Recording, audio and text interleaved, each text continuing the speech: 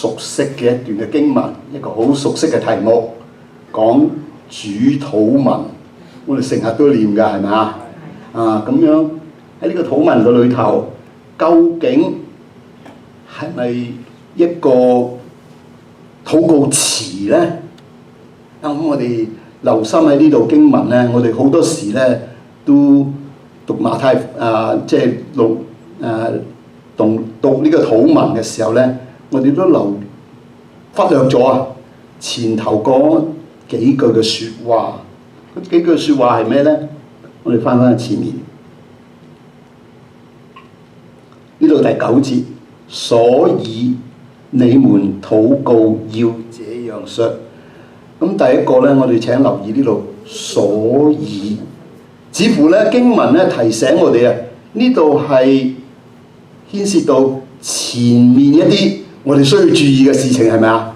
係連接住前面嘅。如果我哋冇前面嗰個理解咧，後面嗰度咧就可能有忽略啦。我哋讀聖經嘅時候咧，好多時喜歡我哋中意嗰段經文，唔留意佢上文下理。但係呢度咧經文好明顯俾我哋睇到咧，有一個地方我哋需要注意嘅。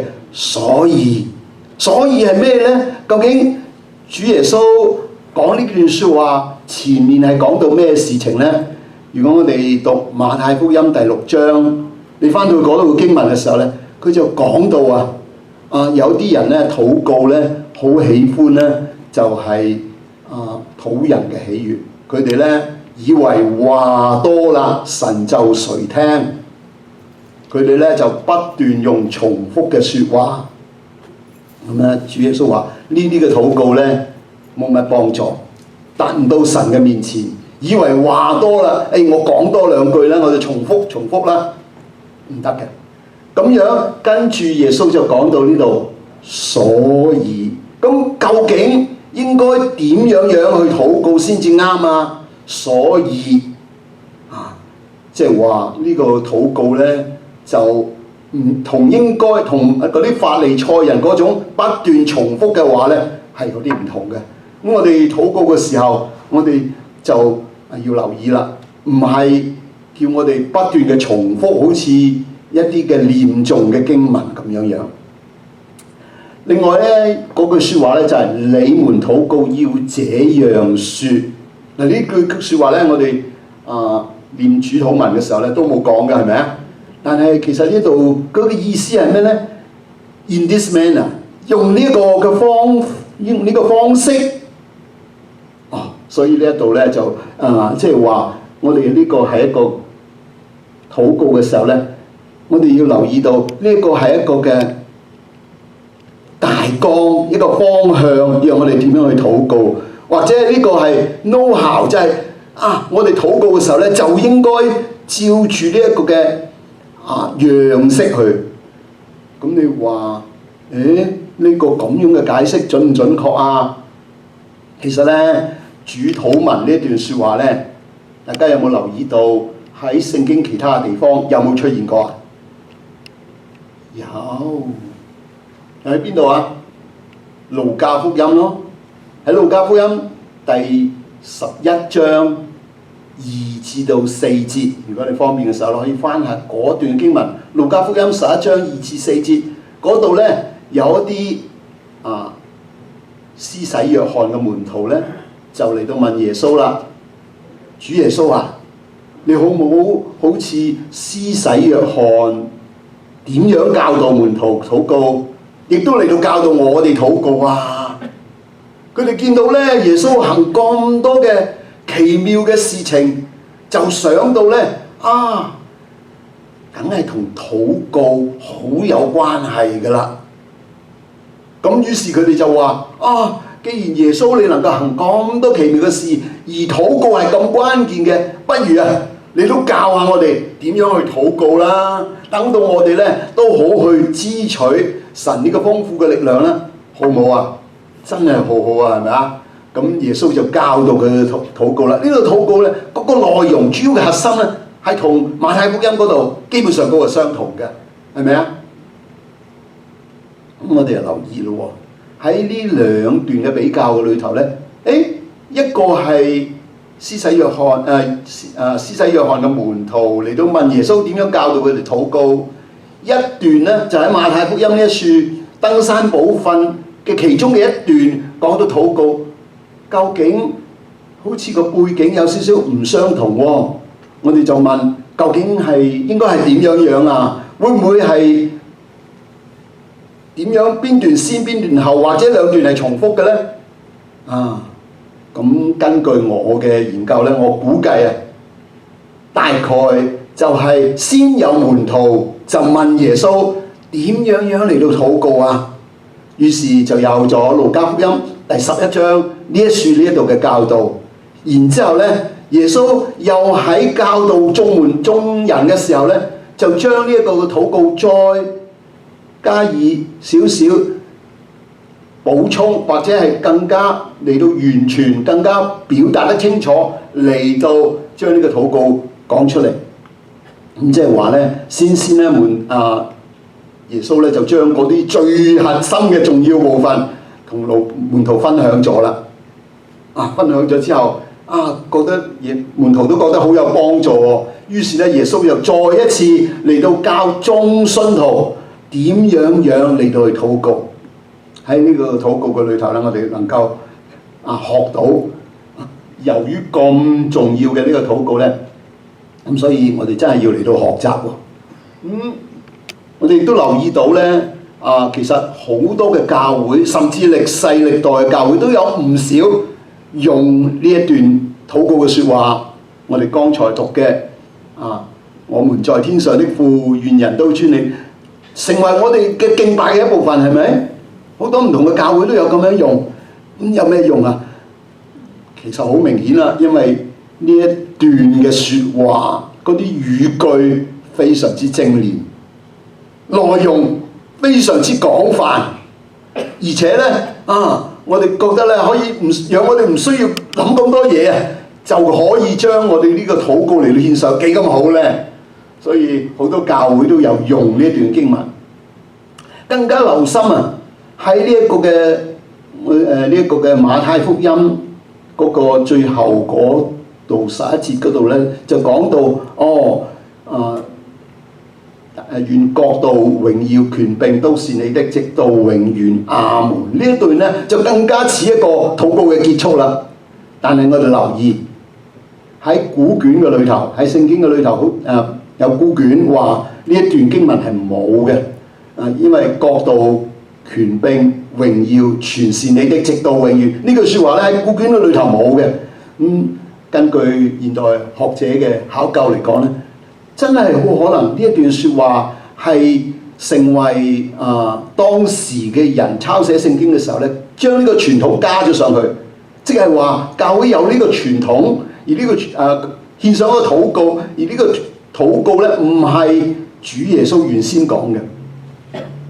好啦，咁我哋翻轉頭啦，我哋又話呢個唔係一個我哋禱告嘅禱詞。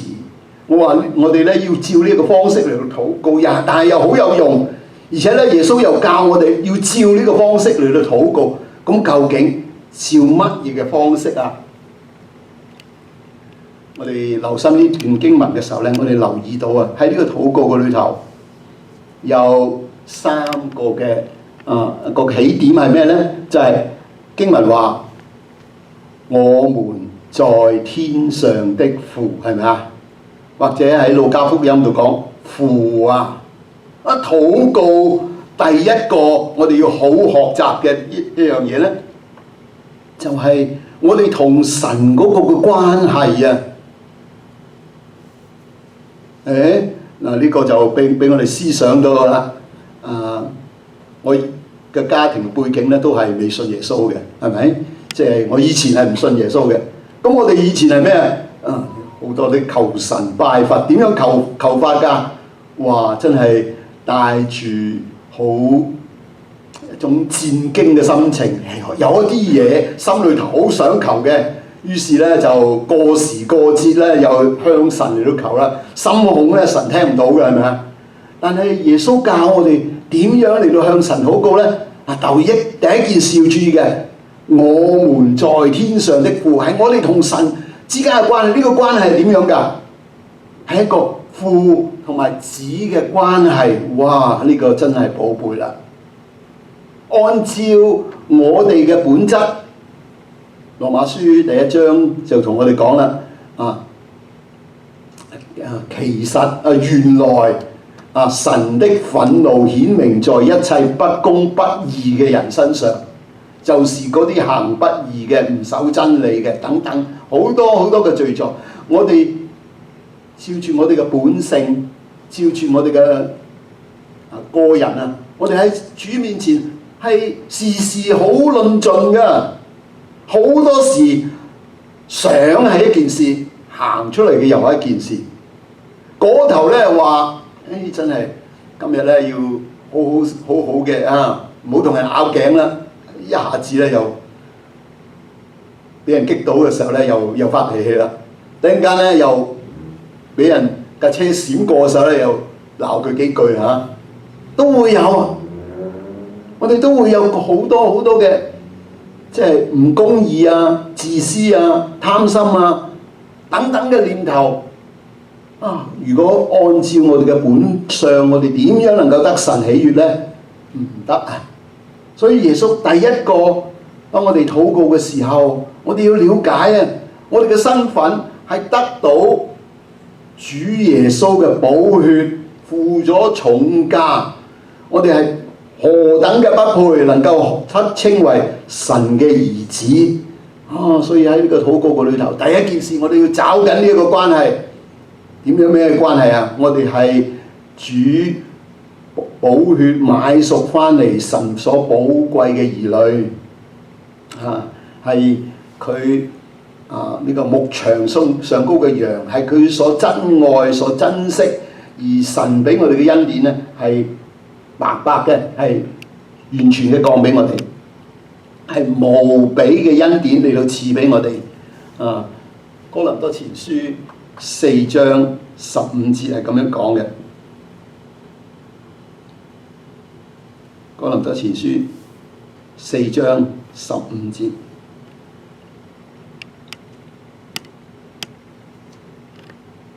你們學基督，師傅雖有1萬，為父嘅卻不多，因我們在基督耶穌裏用福音生了你們。講到咧，我哋嘅身份。唔單止神係我哋嘅師傅師傅嘅咧仲有可以好多，但係為父嘅咧真係不多。神咧就看顧我哋，好似父看顧兒子一樣。所以我哋今日喺主面前咧，先要明白到自己嗰個咁特殊嘅身份，讓我哋可以享受神裏頭嘅福氣。好啦，落嚟嘅禱告，首先找穩咯，我哋係父神嘅兒女，係佢特別珍愛嘅。跟住落嚟嘅禱告係咩？3個嘅願望，3個嘅願望刻畫住咩嘢呢？我哋拜神冇呢個福氣嘅，就係享受神嘅同在喺呢3個願望嘅裏頭，耶穌清清楚楚叫我哋要先嚟到喺禱告嘅裏頭享受主嘅同在。第一個，尊主為聖，願人都尊你的名為聖。咁樣咩意思啊？咁樣即係我哋禱告嘅裏頭咧，深深感受到我哋嚟到一位聖潔尊大嘅主，分別出嚟嘅主一樣嚟到佢嘅面前。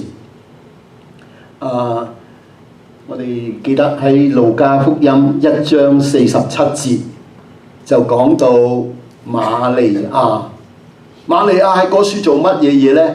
當時天使向佢作出一個宣告，佢話：雖然你呢而家喺呢個情況，你未同約瑟呢個結婚，但係呢，我要話俾你聽，你要呢懷孕生子，呢一個呢係至高者嘅兒子。佢嘅名係為聖嘅，佢要嚟到拯救世人。哇！瑪利亞聽到呢個真係晴天霹靂嘅消息啦。但係當佢好多嘅驚訝、好多嘅追問之後，繼續落嚟，佢個心平靜落嚟啦。佢去到禱告，喺呢個禱告嘅裏頭咧，發出個頌讚嘅聲音。第一句，我心尊主為大，我心尊主為大。呢一個咧就顯示出佢嗰個禱告，佢嗰個同神嘅關係係何等嘅美好。我心尊主為大，同呢一個尊主為聖咧，我相信係同一個嘅意思。佢同神嗰個關係一進到禱告嘅裏頭，佢就享受到主嘅同在，一切嘅驚慌恐懼，好似喺呢一刻就消失得無影無蹤啦。佢喺度不斷嘅讚美主，正面嘅我哋要學習，好似呢一個瑪利亞一樣，享受主嘅同在。第二個咧就反面嘅啦。咁如果我哋唔正確嘅，唔識得尊主為聖，會有啲咩嘅情況呢？我又舉出一個例子，喺撒母耳記上15章23至到24節。撒母耳記上15章23至到24節。如果你翻開嗰處嘅經文呢，就記載到掃羅嗰陣時已經成為以色列人嘅王啦，而且呢仲係相當成功嘅。咁神就吩咐佢啦，掃羅啊，透過撒母耳同佢講啦，你要同我做一件大事，就係嗰啲亞瑪力人呢，佢哋先前迫害以色列人，我個心裏頭記住嘅，我知道佢哋做咗好多唔應該做嘅事情，而家呢係時候啦，你已經個國度呢比較強大，你可以呢嚟到為我嚟到戰敗呢個亞瑪力人，將佢哋啲人民殺死，將佢啲牛羊都全部殺光。但係掃羅點做啊？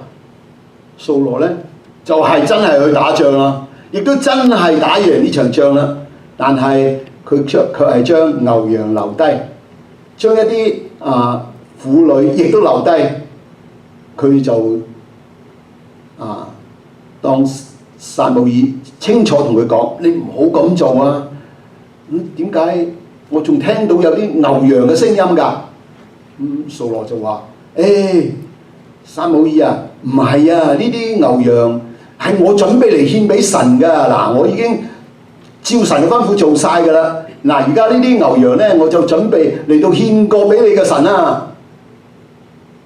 於是撒母耳點同掃羅講？佢話：聽命勝於獻祭，順從勝於公羊嘅脂油。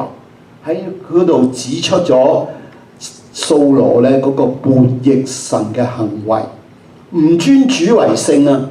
神清清楚楚同佢講，你要去打亞瑪力人，並且咧要將佢哋嘅牛羊殺晒，將佢哋人口滅絕。但係掃羅咧，因為自己嘅貪婪，佢嘅慾望嘅緣故咧，將呢啲部分留下。咁我喺我哋嘅禱告嘅裏頭咧，呢個就係一個唔享受神嘅，只係以為咧，神俾我哋福氣好，咁就求啦。忘記咗要尊主為聖，享受主嘅同在，行喺佢嘅旨意嘅道路嘅當中，呢個係第一個我哋要學習嘅。第二個咧，享受主嘅同在咧，就係求咩啊？求以國降臨，願你的國降臨，願你的國降臨。讀到腓立比書第2章10至到11節，腓立比書第2章10至到11節嗰度咧形容到主耶穌佢嗰個嘅謙卑，佢嗰個嘅願意聽從神嘅吩咐嚟到呢個世上，並且成為一個卑微嘅人。不單止成為卑微嘅人，佢仲要擔當人嘅一切嘅罪責，成為奴僕，釘死喺十字架上高。咁樣神係點啊？神將佢升為至高，又賜俾佢超乎萬名之上嘅名，叫佢能夠復活，叫佢能夠升天，叫佢天上地下一切嘅權柄都歸過俾佢，叫萬口向佢稱頌，萬膝向佢崇拜。呢個咪就係神嘅國嘅降臨嘅一個具體嘅表現啦咩？當我哋嚟到去禱告嘅時候，我哋求主嘅國降臨，求佢嘅榮耀臨到去呢個地上，臨到去我哋嘅身上。以國降臨更加有一個意思嚟催促住我哋，就係成就主嘅大使命。這天國嘅福音，馬太福音24章14節，必先傳遍天下，然後末期才到。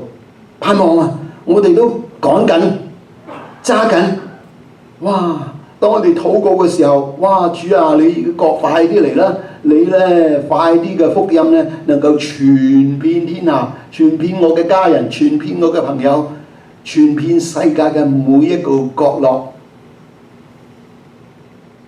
以國降臨。第三個咧，以旨得成啊！願你嘅旨意行在地上，後面重要啊！如同行在天上。神嘅旨意能夠成就喺地上，如同成就喺天上。我哋有時咧忽略咗呢一個好重要嘅一個經文啊！如同行在天上，究竟係指咩意思呢？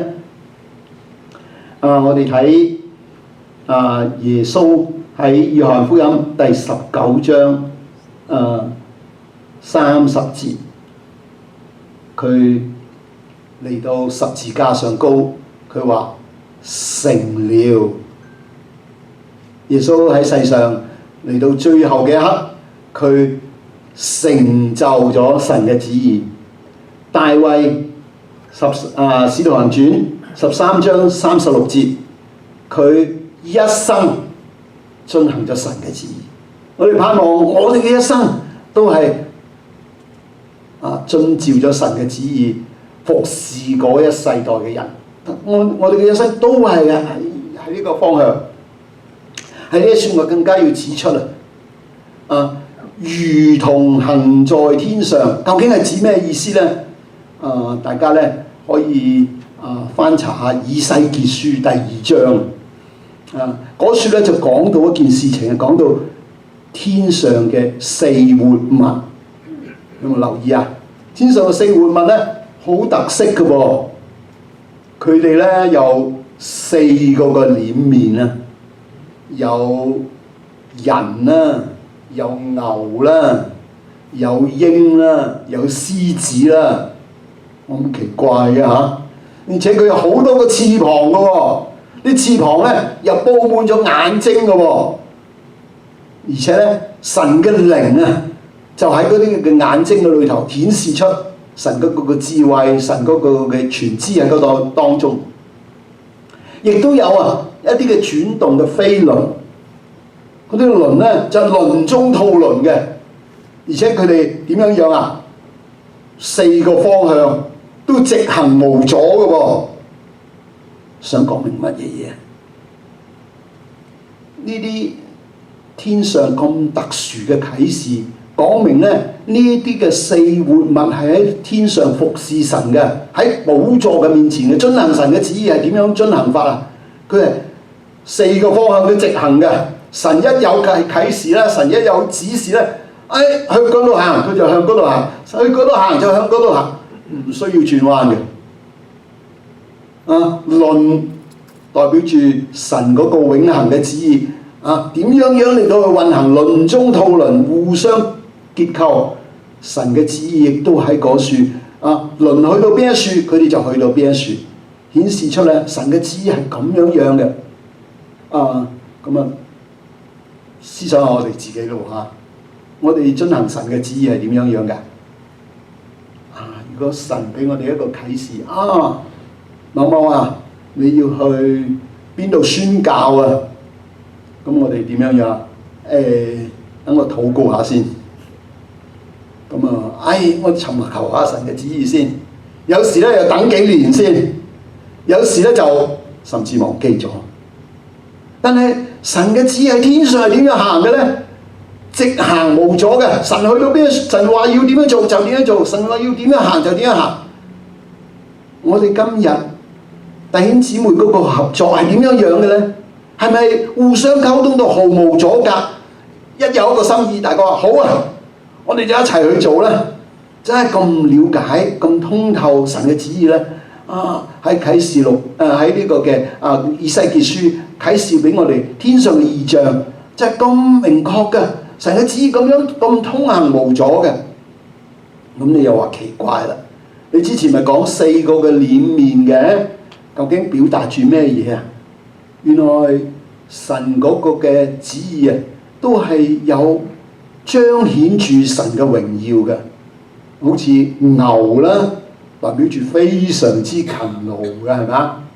即係牛當中係最代表嘅即係嗰種嘅勤勞嘅特性。人咧代表住好有智慧嘅。獅子代表住咧好有威猛嘅，好有權勢嘅。鷹咧代表住屬天嘅。呢個似乎顯示咗一個屬天侍奉，有各個嘅層面、各個嘅表達。我哋點樣去服侍神咧？係咪好憂憂愁愁啊？係咪好沉悶嘅、好一般嘅？定係好有智慧、好有能力、好有技巧、好有威榮嘅咧？我哋睇到喺主耶穌嘅身上咧，多即係好充沛咁顯示出嗰個神嗰個榮耀。有牛嘅特性咧，喺馬可福音表達得到好清楚；有獅子嘅特性咧，喺馬太福音顯示得好清楚；好有人嘅溫情咧，喺路加福音顯示得好清楚；又好有屬天嘅嗰種嘅智慧咧，啟示咧，喺約翰福音啟示得好清楚。透過呢4個活物，讓我哋睇到咧，神嘅旨意喺天上嗰個運行咧，係點樣嘅一回事？喺透過主耶穌教導我哋呢個禱告嘅裏頭咧，佢更加提醒我哋啊，我哋要好好嘅享受神嘅同在，思想到咧神嗰個旨意點樣嘅運行，我哋亦都參與喺享受緊其中嘅一個部分。當我哋咁樣嚟到禱告嘅時候咧，我哋嘅生命就得到造就，我哋嘅靈命就得到提升。呢啲禱告咧，唔單止停喺嗰處。如果我哋咁樣嘅時候咧，哇，咁好超然係咪？我哋都做唔到，我哋更加咧有好多嘅需要，或者我哋起先嘅禱告嘅時候咧，係帶住一種需要，但係而主耶穌先提醒我哋享受神嘅同在。繼續落嚟咧，佢亦都講到我哋嘅需要。第一個需要咧就係我們日用的飲食，今日賜給我們。所以呢一度第一個嘅禱告咧，就係我哋日用嘅需要同埋一個感恩嘅禱告。你留意啊，主耶穌好願意我哋獻上禱告，好願意我哋喺神面前傾心吐意。因為點解啊？因為我哋就係已經係天父嘅兒女啦嘛，我哋稱佢為父啦嘛，佢好樂意供應我哋嘅需要。求與交，我哋即係將我哋喺主面前求嘅時候咧，應該點樣求法啊？我哋有一個嘅交託嘅心。呢度講日用嘅需要，咁點樣向主面前禱告啊？有時我哋禱告講得太空泛啊！咁主耶穌咧就俾我哋一啲嘅少少嘅指示。你應該向我求啲咩嘢啊？日用嘅需要，每日都可以嚟到向我嚟到禱告。但係點樣啊？同時呢個都有提醒喎。我哋嘅心咧有時好多掛心嘅，會唔會啊？我哋掛心呢樣，掛心嗰樣。太多嘅需要都唔知由邊度講得起。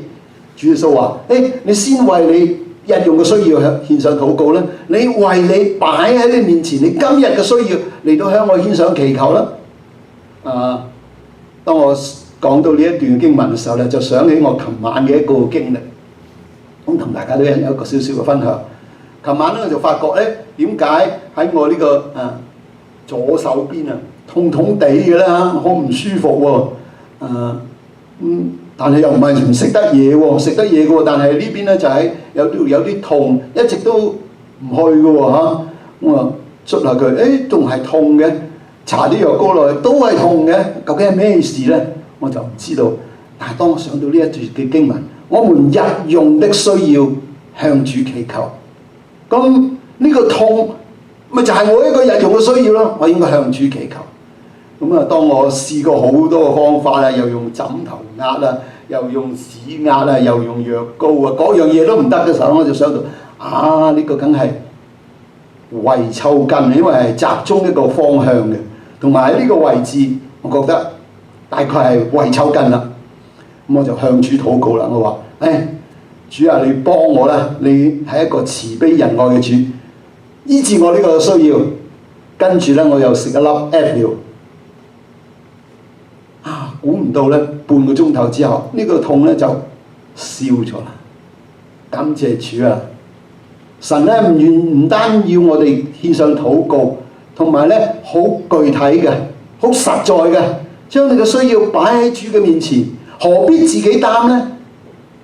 主樂意賜過俾你。喺你個禱告嘅時候，你細心想一想，我嘅需要係乜嘢嘢？然之後好坦誠嘅向主獻上祈求。我巴不得我哋各個弟兄姊妹各種唔同嘅需要喺主嘅面前都好得到佢嘅滿足，佢嘅看顧。我話呢個禱告咧，其實主都提醒我哋獻上讚美。當我哋為到日用嘅需要禱告嘅時候，我哋想到啦，我哋今日下晝嘅餐有冇喺處啊？大致上啦，我哋喺美國生活，如果今日下晝嘅餐咧你都冇嘅時候咧，或者我要請你食飯，係嘛？神已經預備咗啦。咁當我哋為到日用嘅需要嚟到禱告嘅時候咧，我哋就發覺，其實有時我哋真係太多嘅擔心啊！我哋要向主獻上感恩啊！所以求與信，馬太福音6章31至到32節就提醒我哋：你們的需要啊，天父早已經知道啦。我哋唔好好似外邦人咁不斷嘅獻上。其實你哋嘅需要，天父早已經知道啦，佢亦都會有預備嘅。第二個祈求，認罪同埋有愛睦鄰。喺第二句嘅祈求嘅裏頭咧，赦免免我們的債，如同我們免了別人的債，啱唔啱啊？咁呢個免了我們的債指咩債啊？罪債咯。我哋喺主面前都有罪債，我哋每一日喺主面前都感覺到心有虧欠，未能夠完完全全咁彰顯住主佢莫大嘅榮耀，佢向人嘅恩典，佢做事嘅爽快，我哋都做唔到啊！或者只係某一方面做到，某一方面咧就仲係爭一啲嘅距離。咁點樣樣啊？主啊，求你幫助我，能夠喺我嘅失敗嘅裏頭有所學習，免我們的債。主嘅應許係確實嘅。罪有罪債。我們罪的工價乃是死，我們都有債。有罪有工價嘅，有一個嘅價錢，有一個嘅結果嘅，有一個嘅結果，個結果就係工價啦。呢個羅馬書第6章23節講。咁我哋就好似喺主面前欠咗落嚟，一直都冇辦法還喎。咁喺唯有禱告嘅裏頭去償還啦。舊約嘅時候獻祭啦，但係我哋今日靠嘅就係主耶穌嘅寶血啦。咁喺呢個還債嘅裏頭咧，喺呢度得到主不斷嘅嚟到償還我哋嘅罪債嘅時候咧，我哋都想到主耶穌提醒我哋，究竟你點樣對待別人啊？前面咧就講日用嘅飲食啦前面咧就講我哋天上嘅旨意行喺地上，如同行在天上。但係呢度就講我哋免我們的債，如同比較係咩啊？比較我哋欠人哋欠我哋嘅債喎。究竟我哋點樣嚟到去對待別人欠我哋嘅債呢？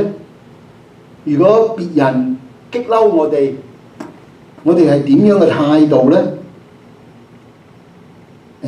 算啦，第二次又再咁激嬲你喎，算啦，好啦，冇咁啦，下次第三次又咁喎，我哋都心裏頭有啲懵懵地嘅，喂，點解你咁樣㗎？